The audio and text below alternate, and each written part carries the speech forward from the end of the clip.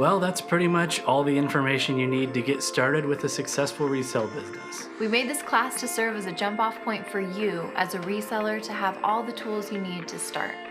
From here on out, it's all going to come down to how you take this information and use it. We want to encourage you to keep continually educating yourself because this is an industry that's constantly changing. Pay close attention to what the new trends are in whatever industry that you decide to sell in. You can even watch other resellers, including us, on places like YouTube and Instagram to continue your education, get updates on things going on the different platforms, ideas for what's selling, and a lot more. Honestly, this is how we learned much of what we know now. Our YouTube tag is @NiftyThrifties if you wanted to know. As you grow and increase your inventory and learn what works and doesn't work for you, one good practice is to figure out what the top 5 things or categories are that sell best for you. And then maybe try to just keep finding and selling those same things.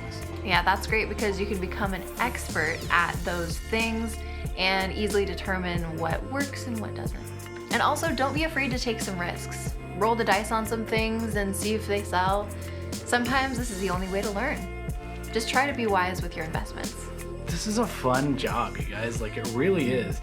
But it takes hard work to be really good at it. So we want to just encourage you to keep moving forward and use the skills that you learned in this class to be great at this. Yeah, thank you so much again for buying this course. We really appreciate it.